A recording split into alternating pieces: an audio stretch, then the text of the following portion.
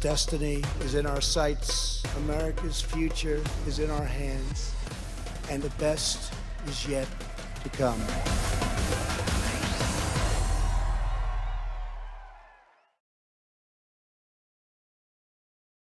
Good afternoon. I'm Bob Costa, a national political reporter at the Washington Post. Welcome back to Post Live's continuing coverage of the Republican National Convention.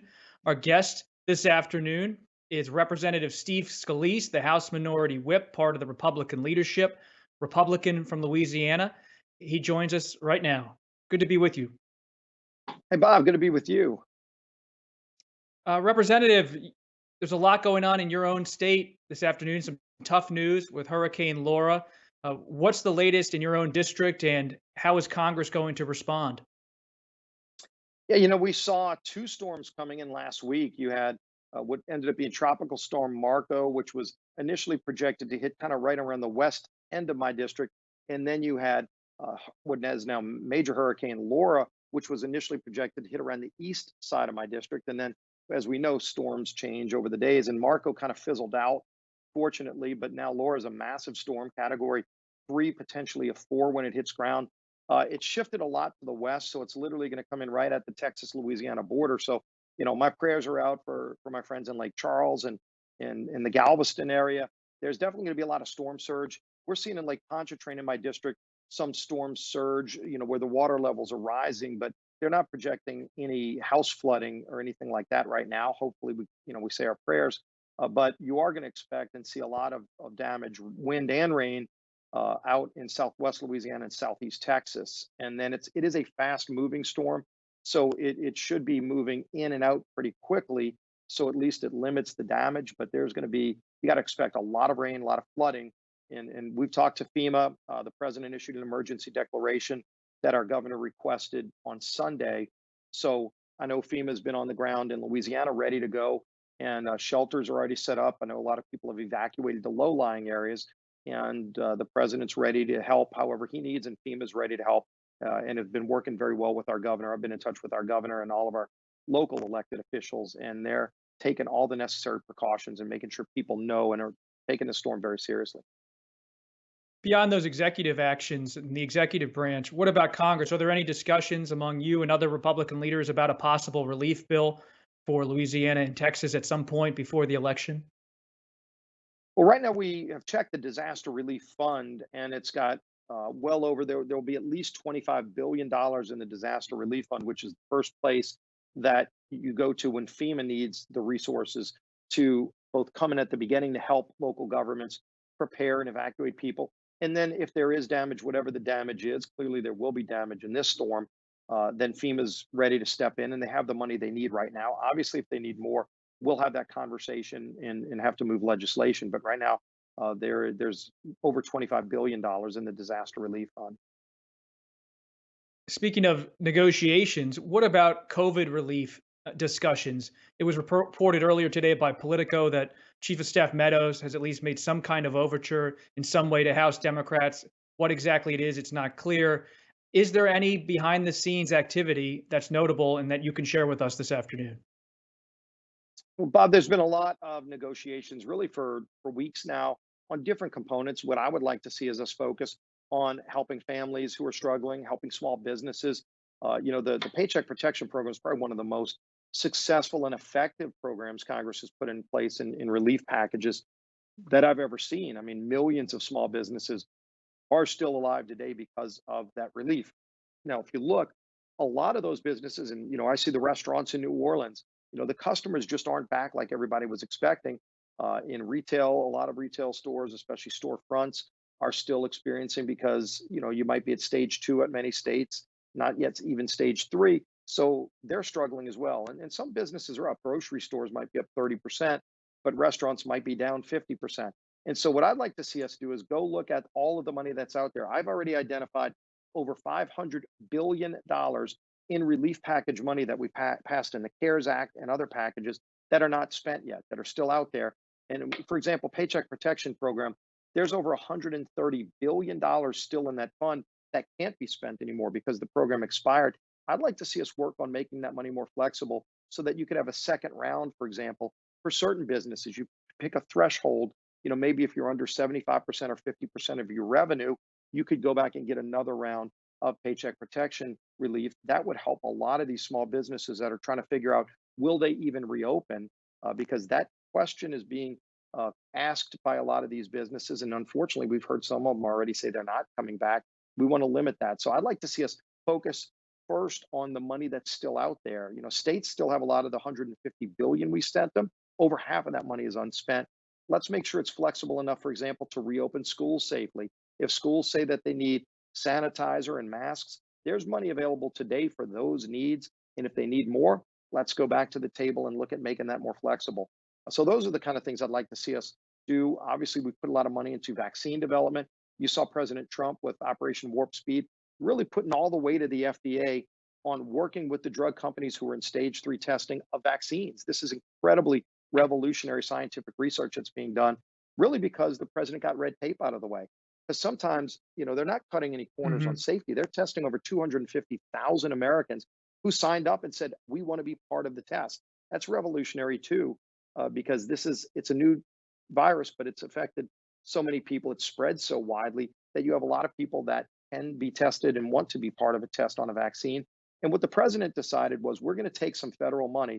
Number one, help these companies Right. that are at the stage 3, but also start making the vials of the vaccine today for those that have made stage 3. Clearly, if they don't get approved by the FDA, all of those would get thrown in the trash can. However, if you got a drug approved today that's a vaccine that's proven it actually stops the virus, you don't want to wait and say, okay, now let's start producing it. And maybe 2 months later, people could get it. Literally the next day after FDA approval, we're at a point where there will be vaccine available that next day for people who want to take it. Your doctor would obviously have to have that conversation with you.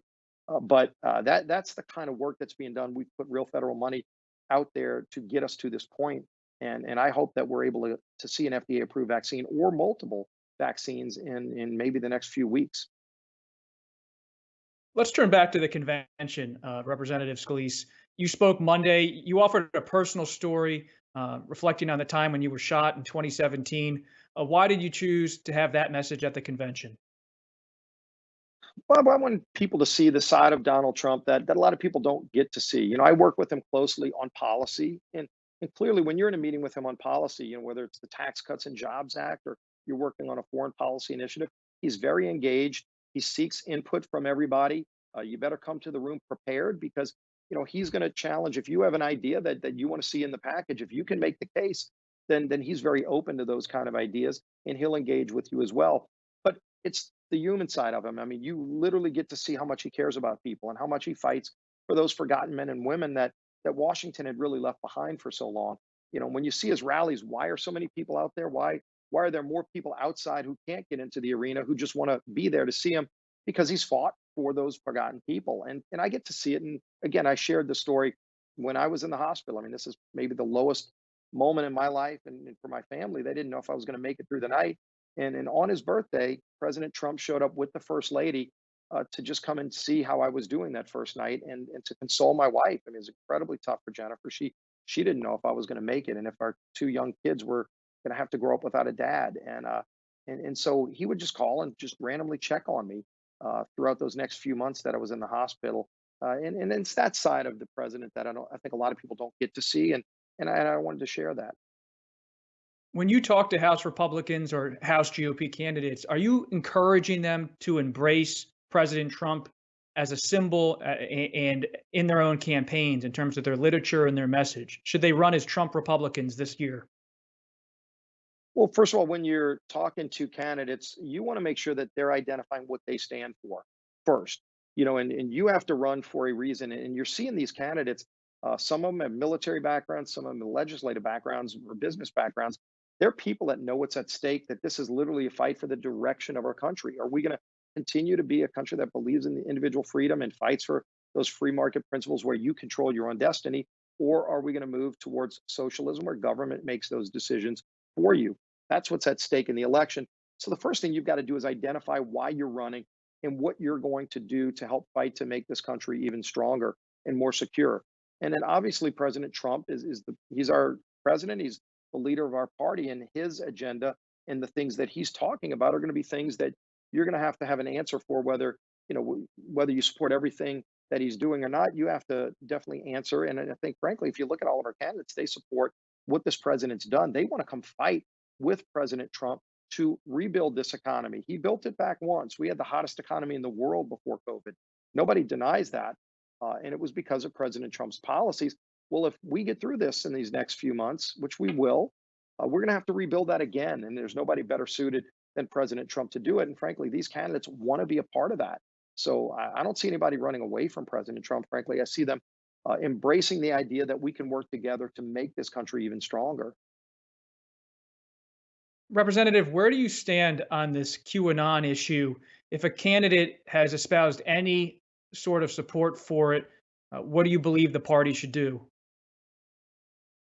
Well, this is one of those issues where I had never really heard of it before the last few weeks, really, when some people in the media started asking about it. So I went and looked it up. And look, I don't engage in these conspiracy theories. You get stuff emailed to you all the time, and frankly, I'm focused on addressing the problems in front of us today, and dealing with COVID, dealing with getting businesses back up, helping families get through these tough times. I don't get any calls to my office on that. So, whatever somebody runs on or believes in, at the end of the day, it's 435 different districts. I serve with a lot of people with very different philosophies. Even Republicans that I serve with, we don't all agree on the exact same things. And you can see how that plays out on the Democrat side. They don't agree with each other on a lot of things. And, you saw some incumbents. AOC literally took 3 sitting Democrats out in their primaries because she doesn't agree with her own members. So just because we're the same party doesn't mean we all agree on everything, but you have to work with everybody that's up here to achieve what you want. Some days, the person on the opposite side of you of an issue is going to be your ally on the next issue. And so, what I've tried to focus on is let's talk about the policies that are important to the hardworking families who elect us. I try to stay out of personalities. I don't engage in conspiracy theories. I deal with real world things that are facing us today. Right, I wasn't asking you to engage in it. It's a challenge clearly for member leaders in both parties. If you have candidates that are going to an extreme or to a fringe idea, so I was just curious about how you think that the party should handle that.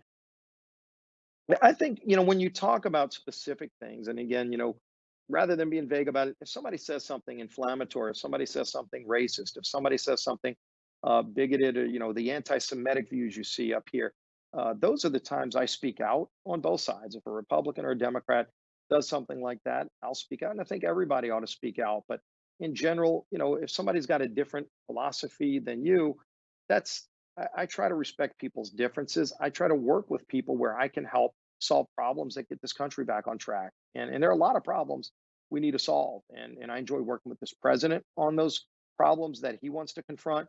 And frankly, he's laid out a lot of really important things that he wants to deal with. He's already done a lot when you look at what he's done to create jobs. Bringing back jobs from China, Bob, is going to be a big, big challenge before us in confronting them. And it's been tough because previous presidents, Republican and Democrat, let China just kind of do their own thing. And, they were taking a lot of our jobs, but they steal a lot of our intellectual property. Right now, we're working feverishly to create a vaccine for COVID. They're working feverishly to steal our vaccine from COVID. So, we've got to confront that. And frankly, you saw what they did with PPE, for example. They hoarded all the PPE when they were lying to the world, saying it's not contagious, it doesn't Right. transfer from humans. And so why should we be relying on them? We couldn't get any PPE because they make almost all of it. So it hurt our doctors and nurses that we didn't have that capability in America. That happened over decades. President Trump said, let's bring those jobs back here. Let's make those products in America so that our national security is stronger. We don't have to rely on China for things that are important, like generic drugs. 90% of the ingredients in generic drugs are made in China. We need to bring those back to America. So I think you're going to see a big focus on that. And whoever wants to work with me and the president to do that, I'm ready to work with them because that will solve a major problem for our country. So, what is the first issue Republicans would want to tackle in 2021, whether or not you win the House majority? What is it? Trade? Is that the issue? Voters are hearing a lot about President Trump's character, but on policy, what's the number one thing they should expect Republicans to do in 2021 if they have power in any chamber? Jobs, Bob. It's very clear. Look, if you look at, let's say we win the House back, which I think we will. President Trump gets reelected and we hold the Senate. The first thing we have to do is strengthen our economy. We already built the hottest economy in the world, and we did it with smart, conservative policy, lower taxes. We had the highest corporate tax rate in the world, and we were losing some of the best companies in America who were leaving to go to those other countries. Why would we want to give our jobs away? So we said, let's lower our taxes. We didn't want to be average. We came down to now one of the most competitive tax rates in the world, but the best place to do business in the world. And because of that, we're bringing jobs back to America. COVID has definitely interrupted the whole world supply. I mean, global demand is down for everything. And that's because there's shut ins all across the world. That's going to eventually end. We're going to start getting back out again. We'll have a vaccine, and then we will confront and beat this. Then we have to rebuild the economy. So that's going to be front and center.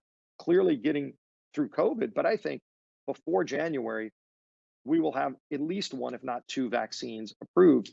And so you're going to continue to work on global pandemics, but you need to rebuild the great economy that we had. We need to continue rebuilding our military. President Trump put a real focus. We were losing men and women in uniform more to deaths in training, Bob, than in combat. When President Trump took office, by a 5-to-1 margin, you had a higher likelihood as a military service member of dying while training than if you were in Iraq or Afghanistan. That was because they weren't providing them with the proper tools to do their job safe. President Trump said, we're going to fix that, and we started to. We made tremendous progress in rebuilding our military. We raised the pay for our men and women in uniform. And so we're taking care of our troops. We can't lose that ground either. Continue to strengthen America on trade. Obviously, confronting our enemies like China is Right. something the president's already started.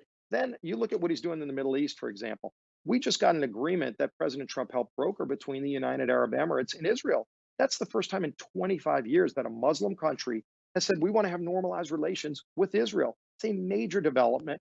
And there are other countries as well. I've talked to the UAE ambassador recently. I've talked to other ambassadors in other countries that want to sign on as well. So this is something that President Trump's provided incredible leadership, and it's because he stood up to Iran. In the Middle East, they do not want a nuclearized Iran. And look, Joe Biden helped that policy where Iran can get a nuclear weapon. No Middle Eastern country wants to see that. And so they're now actually signing up agreements with Israel. It's revolutionary that President Trump has got us in the position, but there are a lot more of those kind of victories we can achieve in foreign policy as well. So I think you'll see all of those addressed, but clearly jobs, tackling COVID will be front and center. What about the Postal Service? House Republicans so far have been reluctant to work with the House Democrats on their package to provide additional funds. One, why is that? And is there any chance Republicans in the House get behind more money for the Postal Service in the coming weeks?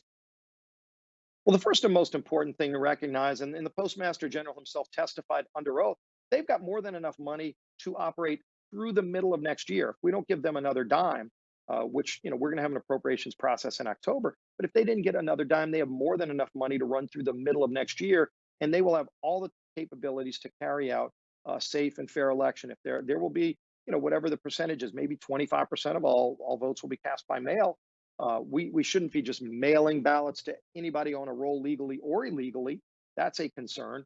But if anybody wants to request a mail-in ballot, the post office has said they have everything they need today to ensure that those ballots are delivered through the mail, through the Postal Service on time. In fact, they have the ability to get an additional $10 billion in loans from the federal government that they can't even access right now because they have too much cash in the bank. Under the terms of they can't even get the money until they drop below 8 billion. They've got about 12 plus billion dollars in the bank. I know a lot of businesses today who are about to fold because they don't have any money in the bank. And Speaker Pelosi wouldn't bring us back to solve that problem. So she's trying to create this issue. Look, the idea that the post office has problems, is that really the first time you've ever heard it? We've been hearing that for decades. President Trump's been trying to make reforms, but they've already said they have more than enough money to do the job through the middle of next year. This idea that they're going broke and they're going to fold is a hoax. It really is. And they've said so themselves. They literally can't take the money that we gave them. If we gave them $25 billion tomorrow that Pelosi wants to give them, borrowed from China, by the way, they can't even use it because they've already got enough money to run through the middle of next year. Let's all put the facts on the table. Those are the facts. Do you have faith in this election process that it will have integrity in November? If we stick to the rules of the game, then yes, this idea that we should change the rules, and block states, for example, Pelosi wants to do this. She wants to block states from allowing picture ID. In Louisiana, you can request an early ballot. You can vote early for 2 weeks prior to the election. I think about a fourth or more of all votes will be cast before election day. But the integrity of the vote is important. If I vote legally and somebody else is allowed to vote illegally because they require you to do same day voter registration, which has a lot of problems, and they take away the ability to have picture ID requirement, that is ripe for voter fraud. We don't want to see that. In Louisiana, we put an election commissioner in jail when I was in the state house because he stole elections and he went to jail for it. And we cleaned up that office. We should not go back to those days. So, for people that don't think there's voter fraud, I'll show you where it was. And I'll give you the name of the guy who went to jail for it in our state. And so let's not go back to those days. Let's have a fair and free election. This idea that you should change the law to make ballots, millions of ballots, just be out there on the streets, mailed to people who moved or who are not on the rolls legally, and then tell a state they can't even require picture ID. That's not the direction we ought to go. The Washington Post, if you're watching this, has had extensive reporting on mail-in voting. I would encourage you also to look at our reporting on voter fraud, and we've reported that there's not evidence of widespread voter fraud. Representative Scalise, when you I'll look show at the you the map, cases. What happened? I'll show you what happened in Louisiana. no, Again, the I commissioner take your went to anecdotal jail. points. Representative, when you look at the map, you said that you could win back the House majority. Where exactly do you think you could win this fall? Where is that path to the majority, in your view? Yeah, the path is really through those districts that President Trump won 4 years ago. So there's about 30 congressional districts that are held by Democrats today that Donald Trump won 4 years ago. And when we went back and looked at the data, look, the people that were against President Trump showed up 2 years ago. There were about 8 million voters who voted for Donald Trump in 2016 who just didn't show up in 2018. And obviously that cost us in a lot of those races. Most of those were 51-49 races, so very close races. And we need to flip 17 seats to win the House back. And to get to those 17 seats, you start in the 30 districts that Donald Trump already won 4 years ago. Clearly, if the people that voted for him 4 years ago show up again, he's going to win. And I think they will show up because they love what he's done. He's fought for those forgotten men and women. He's delivered for those forgotten men and women. And if they show up, he wins re-election, but then that helps us in those 30 seats. In addition to that, there are about 15 seats held by Democrats that Hillary won by 1 or 2 points. Very close races, swing districts at a time where you had much lower Republican turnout. So you get higher Republican turnout, there's going to be high Democrat turnout. We have no doubt about that. But the drop off 2 years ago was on the Republican side. I think you're going to get back to a high turnout on both sides. That benefits Republicans, it benefits Donald Trump, and that's our path to getting the House back. And we have great candidates, by the way, in these seats. I mean, you can look seat by seat, just incredibly high quality people that are running that are going to add a lot to this country, make this country even stronger. You've said recently that Vice President Biden supports defunding the police. Biden himself has said that's not the case. How are Republicans going to handle this issue moving forward? Well, the problem with Joe Biden's recent comments is that just a few days before that, he's on video. He was asked by a left wing person, I think, would he be for defunding the police? And what Joe Biden said was he would be for reallocating money away from police.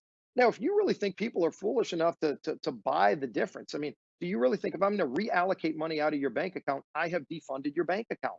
So Joe Biden said on video he's for reallocating money away from police. Right, but Anybody who thinks that's not reallocation and different than defunding are defunding, different. reallocating away and defunding are the same thing. So if he's going to you're taking money away from police. If you're reallocating money away from police, look up the definition. It's the same thing. So he's trying to play both sides of this, and he got caught. And look, I mean, pick a side. Donald Trump's been very clear. He stands for law enforcement. If there's a bad cop, if there's a dirty cop, go get rid of that dirty cop. And by the way, Chauvin, who killed George Floyd, who murdered George Floyd, shouldn't have been on the streets. He should have been removed a long time ago. Go take a look and research who the first person was that let Chauvin off when he was it wasn't the first time he was a dirty cop killing George Floyd. He had multiple encounters where he crossed the line, and Minneapolis wouldn't remove him, and the prosecutors never took him out. Go see who the prosecutor was that let him off. If they did their job, George Floyd would be alive today. Root out the dirty cops, but to tar every single cop and act as if they're all dirty is just a lie. The idea that you should defund them or reallocate money away from them is dangerous. You will make them less safe. Every good cop ought to have the right to be able to go home at night and see their family. And they're under attack. You've seen it. Look, how many cops have been bludgeoned, beaten, murdered, and blinded in these last few weeks? I mean, just 2 days ago, a cop had a brick thrown at his head and was unconscious. This is happening every day in our streets. They ought to be able to protect themselves as well. And so, look, this is going to be an important issue. The safety and security of families in their home is critical. And President Trump has been very clear that he's for keeping communities safe. And these mayors that want to let their towns be burned down by mobs, I don't know why they let that happen, but President Trump doesn't want it to happen, and he's not going to support defunding or reallocating money away from police. It's the same thing, and it's wrong. It's a dangerous approach. Understand your point about the violence, but what's your message as a leader in Congress to peaceful protesters on the racial justice issue who look at what happened in Wisconsin and wonder if Washington's going to respond? What's your answer to them? Well, the first thing is that needs to be investigated as it is being investigated. But if you talk about peaceful protests, I strongly support peaceful protests. Look, I marched arm in arm with John Lewis across the Edmund Pettus Bridge a few years ago. It was a moving, emotional experience. We just lost a giant. John was a friend. He and I might not have agreed with each other on every issue, but he believed in peaceful protests. And look, when he was the head of SNCC, that was the Student Nonviolent Committee that he headed up back when he and Martin Luther King Jr. were marching and protesting against racial oppression. There was a split. There were some who said, let's go the violent route. And he adamantly said no. And then there was a division within the civil rights movement. And he clearly supported the same MLK approach of nonviolence and still preached that to his death. And that's the approach we all ought to take. This idea that, if you feel that you can just go and burn down a building because you don't like what's happening, that's not the way our system works.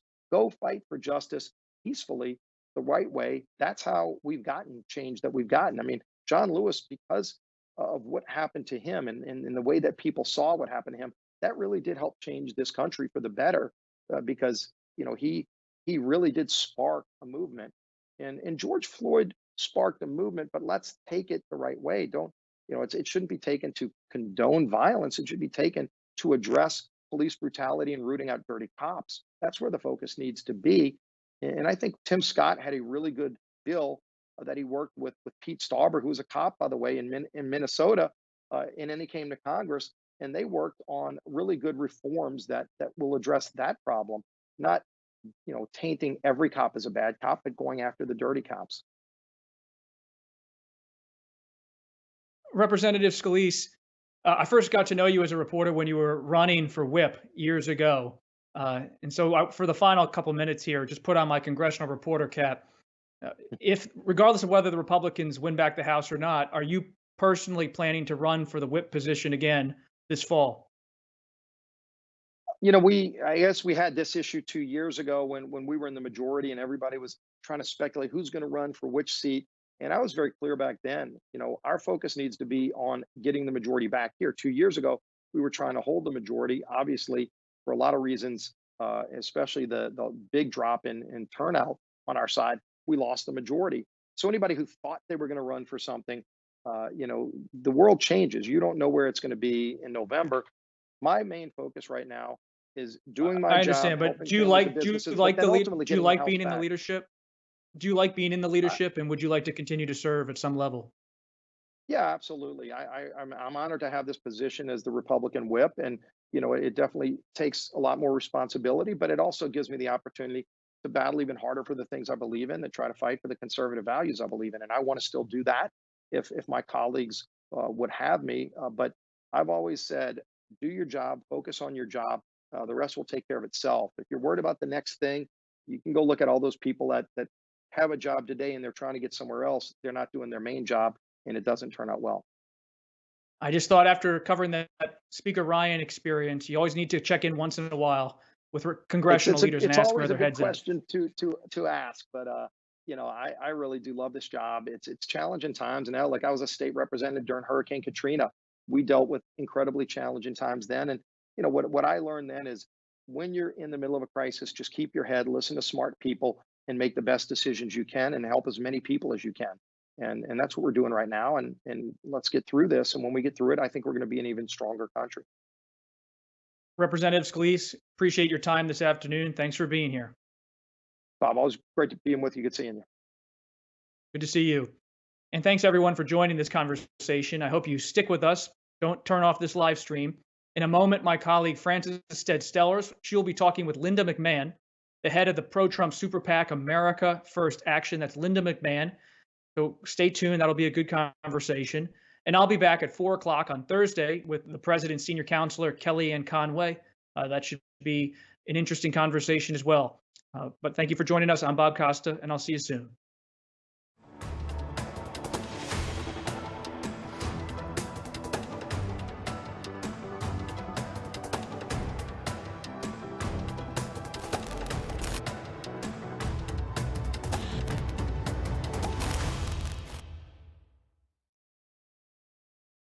Welcome to Washington Post Live. This afternoon, I'm joined by Linda McMahon. She's a longtime business associate and trusted advisor of President Trump. She and her husband, Vince, ran and built World Wrestling Entertainment into a billion-dollar business.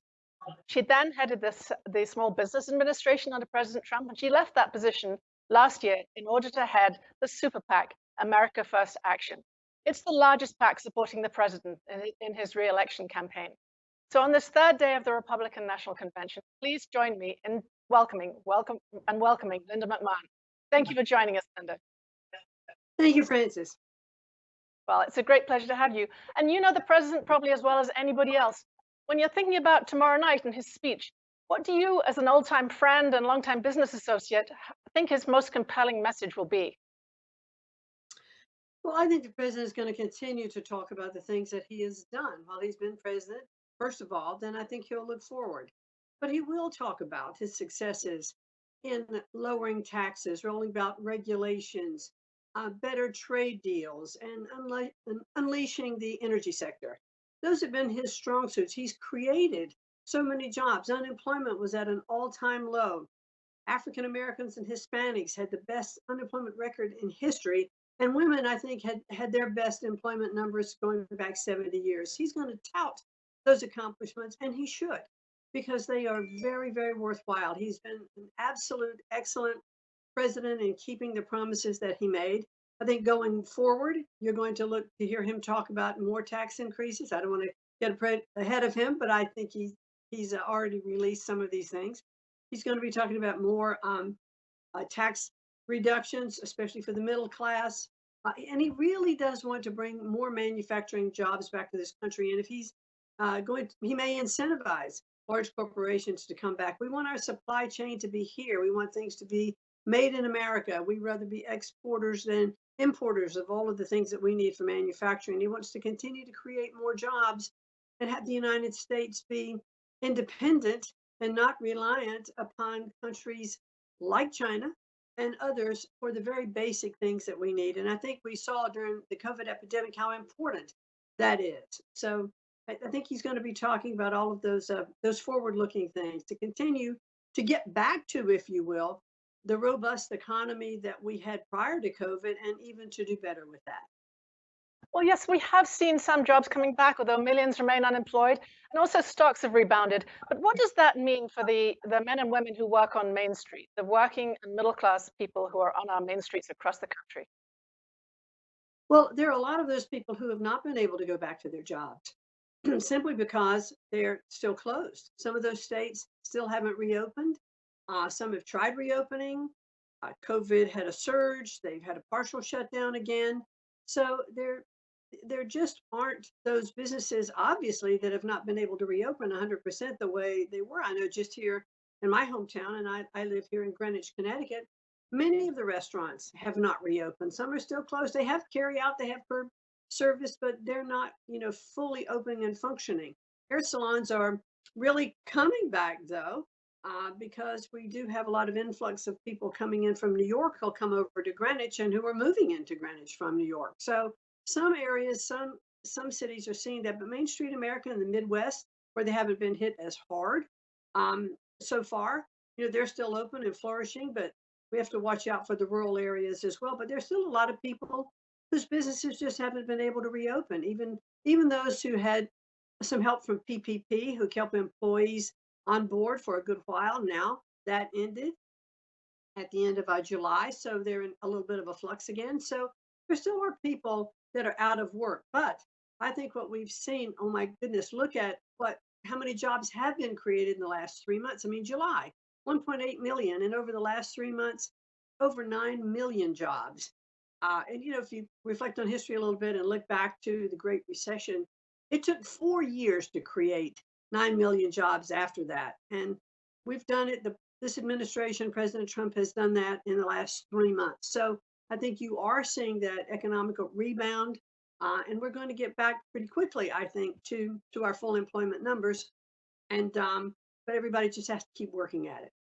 Yeah, so the Census Bureau has released information suggesting that small business owners think the recovery is going to be slower, that many will not be able to come back at all, and others will remain in a slow process of recovery way into next year. What should the president be doing now to reassure those people and to counter that? Well, I think what he is doing is asking for Congress to come back and pass that next stimulus round. I mean, he did sign his executive order and to get unemployment back into the hands of those that were still out of work, about $300 on top of their weekly supplement from the states. I think 30 states have come in on board with that. He's hoping for more that will come in, so that is helpful for those people who are still unemployed. But you'll have restaurant owners who took PPP and they're trying to get their employees back and to keep them on board, but yet if they can't have their customers come in, after a while it just doesn't make any sense, because they still have to pay all of their rent, they have to do all of the things that they normally would have to do, and so the stimulus hasn't been sufficient. So the president really would like to pass another stimulus package. I don't know all the details of that, but he clearly thinks that's important. He thinks that's the work of Congress and would like them to come back and pass that next stimulus package, because it is so important to keep this economy growing. So America First just announced this massive ad buy, 18.6 million, I think, targeted at some of the battleground states, North Carolina, Florida among them. And it's critical of Biden's plans, Wisconsin included. Yes, it's critical of Biden's plans, and tries to put the emphasis on the economy rather than the pandemic. Do you truly believe the economy can recover before we conquer the pandemic, conquer the coronavirus? I don't think they're mutually exclusive. I think what we have seen is, and what the president did at first, he shut everything down. He had to. We didn't know what this virus was. It came on, it was rapidly spreading. People were dying. So it was just a total shutdown for, I think, approximately 2 months. And then when we started learning more about it, we started seeing some therapeutic treatments, not many so much at first, but understanding that wearing masks and social distancing were being effective. And so now this slow reopening of our businesses, of more of our main streets, have really shown that they can be effective and that we don't have to totally shut down everything. I think the next hurdle is going to be schools, to see how our schools are going to reopen throughout many different states. Some have all online, some have partial online, partial in person, some have split split classes during the day. Some students come in the first half, some come in the second half, and that's pretty much up to the states. But we really have to get our kids back in school. One of the ways that the economy is impacted is that many women had to leave the workforce because they needed to be at home to help with homeschooling, or the fact now that their kids weren't in school, so they had to give care to their children. And what we have found that is when women leave the workforce, the longer they're out of the workforce, the harder it is for them to come back in. So we clearly want to make it able for women to return to the workforce as well. So I think that, yes, we need to get COVID under control. And I think the president, through his Warp Speed program for vaccine development, which, includes different kinds of vaccines, the antibody vaccine, the other kinds of vaccines. And I'm not a medical expert. I really can't speak, to those as well. But also, as we look at therapeutic remedies, remdesivir.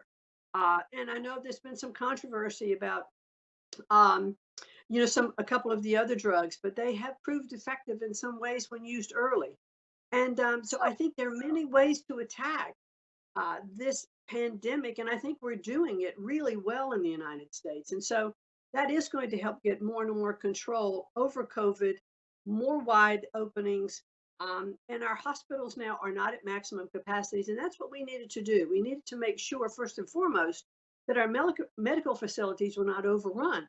They are not now. They have capacity and they have the PPE equipment that they need. So all of these things combined, getting control over COVID, reopening safely with the scientific data involved is the way we're going to bring the country back. And we're seeing that it's working.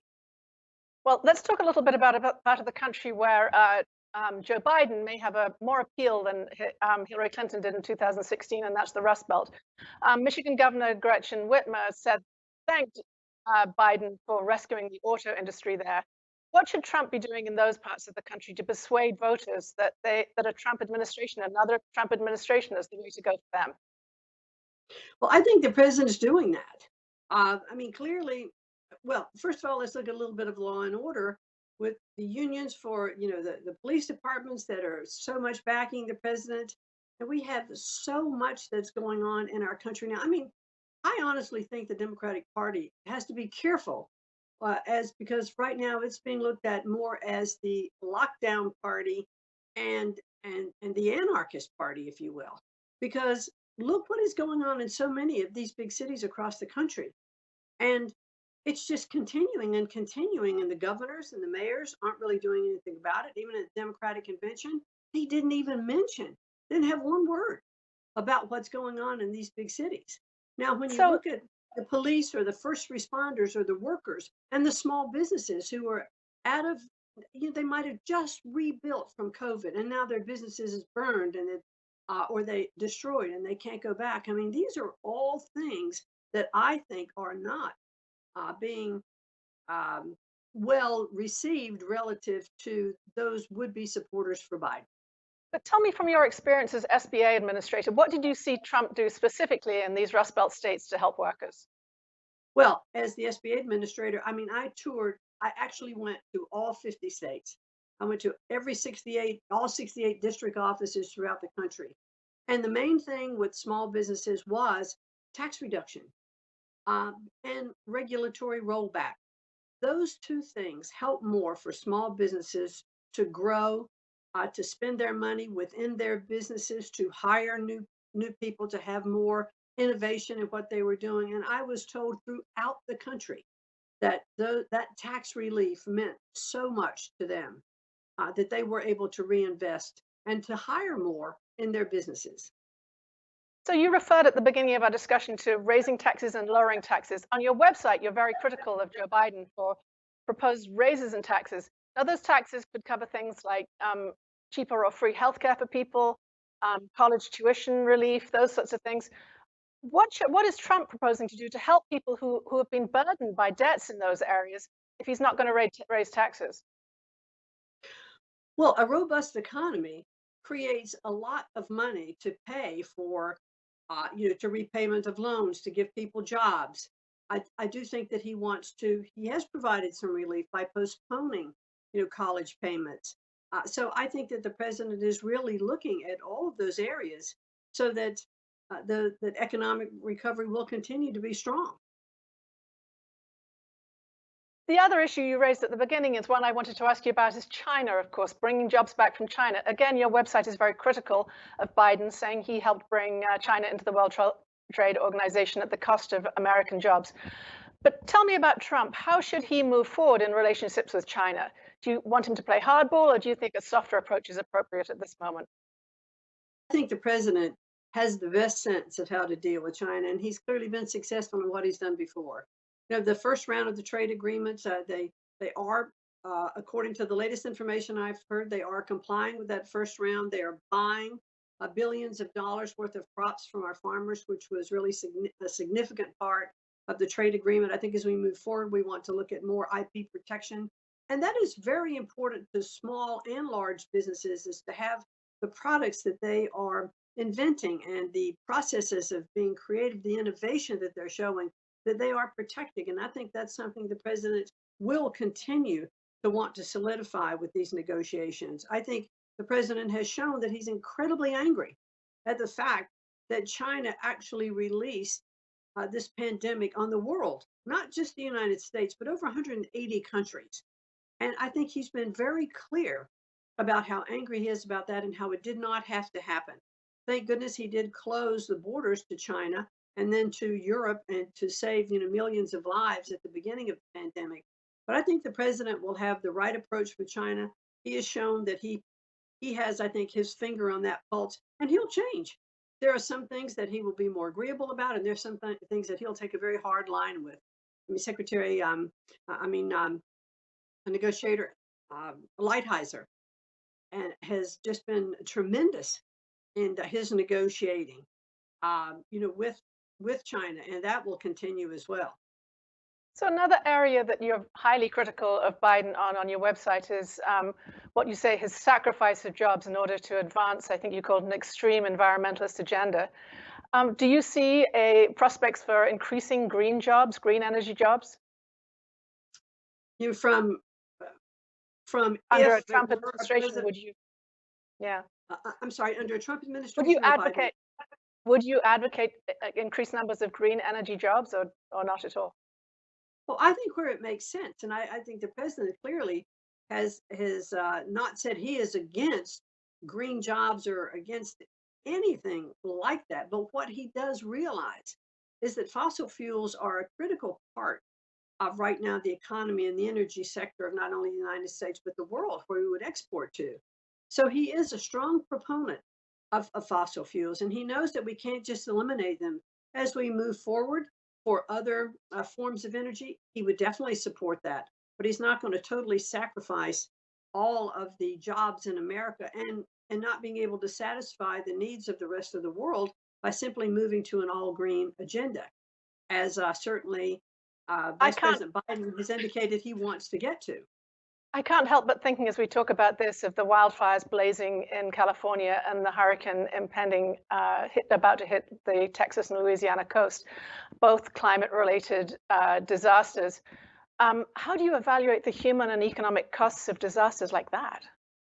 Well, I can tell you, I do think that we all, as human beings and countries, do contribute, to the environment changing. And I do think the environment does change, and we have to all be aware of that and do what we can to make sure that we're protecting it on a global basis. I think the United States is certainly willing to do its part. But look, the carbon footprint in the United States has been reduced, and you know what? The private sector did it. Industry did it. They put their own regulations on it. And I think that's what we will continue to do, and to see that it makes good business sense to reduce the amount of carbon, that may be released. And industry is going to continue to look at ways, to control that carbon that's released and to bring it down, and even to get it to a point where it might be zero carbon. And industry will do that because it does make sense and it's good business. So you foresee a future with a lower carbon footprint in this country, a smaller carbon footprint? Yes, as businesses continue to innovate on how to continue to create the energy that we need and continue to decrease that carbon footprint, they'll do it. So we're in this peculiar situation with a virtual convention, and the Trump campaign has struggled to attract big donors. Do you see this convention as a way of reigniting and energizing those big donors? And how do you propose to do so? Well, I don't know that I would say that the Trump has not been able to attract big donors. I don't know how you're defining that. I mean, we've had $5 to $10 million donors. And our July numbers, were really good. There are a lot of donors that sit back and wait till the final minutes, and some of them don't come in until after Labor Day. And our donors are coming in now. And in fact, we're probably going to have an incredibly successful month in August. We did in July as well. And so I'm pleased at where our donors, are coming in. They're stepping up to the plate, and we're getting some good numbers. And how confident are you that this convention will galvanize those big donors? I think the convention is really. I think conventions, Democrats and Republicans, pretty much address the base. Though I do think there are swing voters that do watch. So I think that as we continue to put our numbers out, that we see polling, getting very, very tight. As a matter of fact, in our own polling, we have the president up in a couple of our states, and we have a couple of races where they're tied. So we're definitely seeing our internal polling showing that this is a very, very tight race. And I'm very confident that on November 3rd, Donald Trump will be reelected as president of the United States. So we've talked about some of the struggles. Go ahead. Also a donor. So I'm very convinced that he's going to be. We've talked a little bit about small business owners and their struggles, but tell me about corporate CEOs. What do you do to convince people who run big corporations that Trump is the right person to reelect? Well, I think you've seen that companies have come back, manufacturing has come back. There has been more onshoring, if you will, of jobs under President Trump. And I also believe that as he looks at incentivizing other bigger companies to come back, especially pharmaceutical companies, to give them incentives to come back and to produce product here. I mean, he's come down hard on big pharma.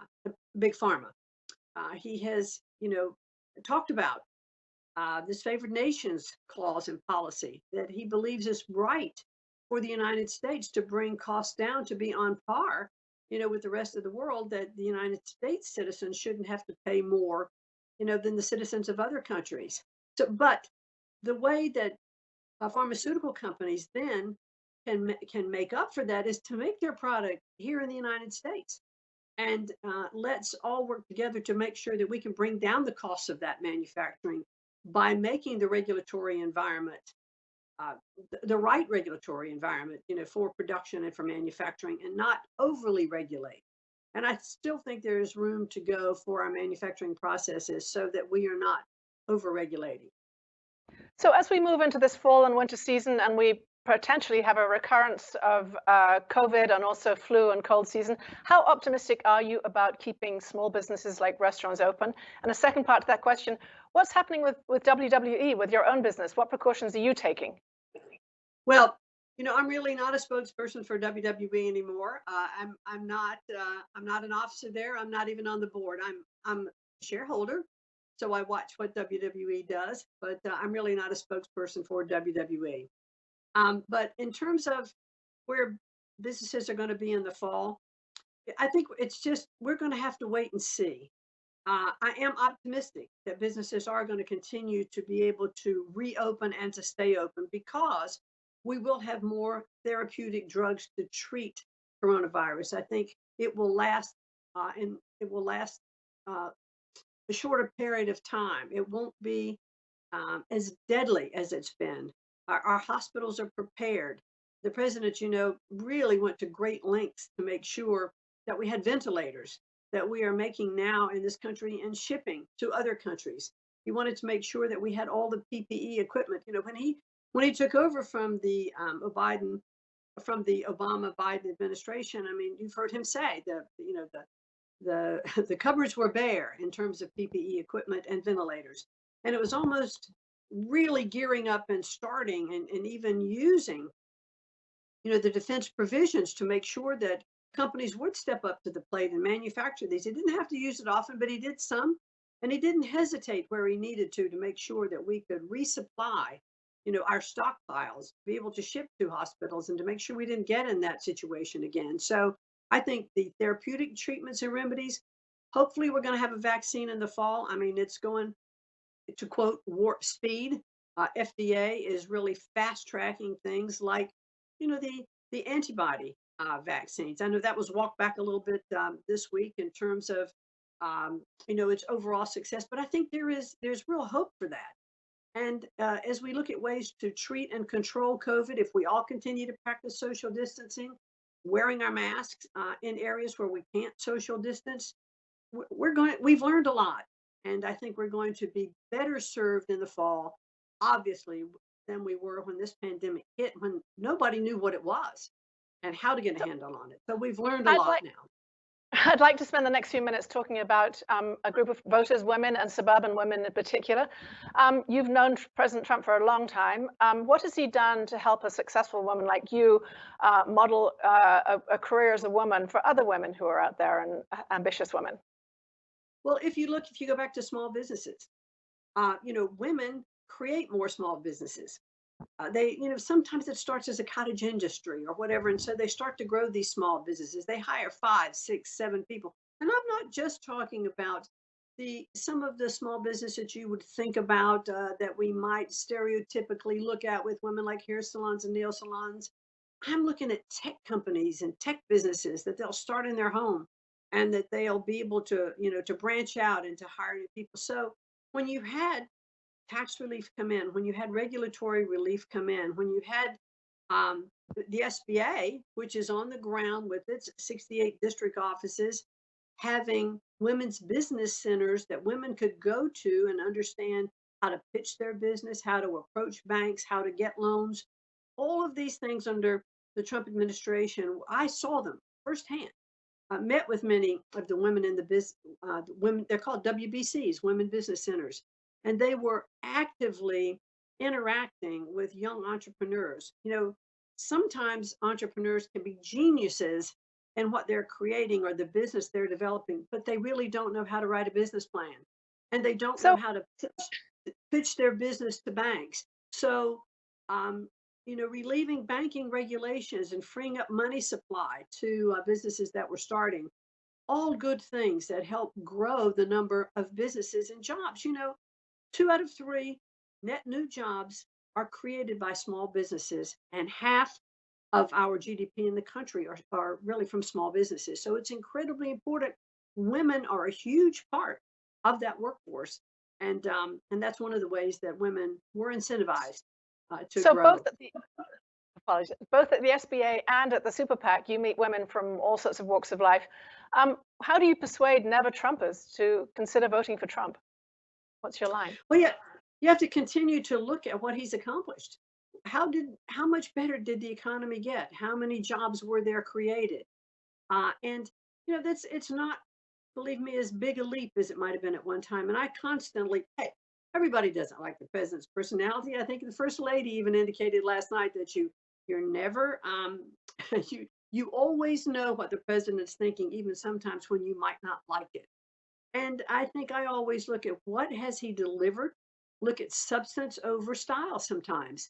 I've known him for a long, long time. And I wish actually that more people would get to know kind of the other side of Donald Trump, one that's not seen so much in his Well, public view. talk to me. I mean, he's known for his epithets, many of them, and nicknames, many of them directed against women. Nervous Nancy, Evita, we know them all. Do you think they hurt his prospects with suburban women in particular? Maybe some. There are a lot of people that don't like nicknames or epithets, as you call them. But that's him. That's his personality, and I think you take some of that. You take some of the good with bad. But I think that it is clearly substance over style and what he's accomplished. No one, I don't think, can argue with where our economy was before COVID came in, and the steps that have been taken in our country to really, to raise all of our living standards, across the country. I mean, we saw wage growth at the lower 25% of income levels. We saw, as I mentioned before, Hispanics and African Americans having jobs at records that, well, beyond what was recorded in the record books, and women back as far as 70 years. These are all accomplishments. We had a solid economy. People were at a great optimistic level about where the country and the economy and their business was going to be next year. We took a back step with COVID. We're regaining that ground, and we're regaining that economy on the V shape, as we've talked about, and we're going to see it come back strong. And one last question, I think, at the end of the day, how important to Trump's reelection is this group of suburban women in your view? Well, I think, all voters are clearly necessary for him to get elected. I do think suburban women, and you know what, suburban women, we have found a couple of things they're very concerned about. One is suburban women do not like the idea of socialism. They are very much against socialism. They believe in capitalism. They believe if you're working hard, you ought to be able to reap the benefits of your reward. And the other thing that suburban women do not like and become very concerned about is safety. Safety for their children, for their home, for their environment. And when they're looking at what's happening in many of these large cities around the country. They're very concerned about that, and we're seeing more and more of, some shifting in attitudes. And when we shift attitudes, then we start to shift the poll and the ballot numbers, and we're seeing that start to happen. So you believe a law and order message could work for suburban women? I think it's part of the messaging that does work for suburban women, for sure. Well, thank you very much for joining us today, Linda McMahon. Thank you. Thanks for having me. That's all we have time for today with you. It was a fascinating conversation. Tomorrow, our guests will include White House Counselor Kellyanne Conway and Family Research Council Senior Fellow Ken Blackwell. You can find out about details and register on WashingtonPostLive.com. I'm Frances Stead Sellers, and thank you very much for joining us today.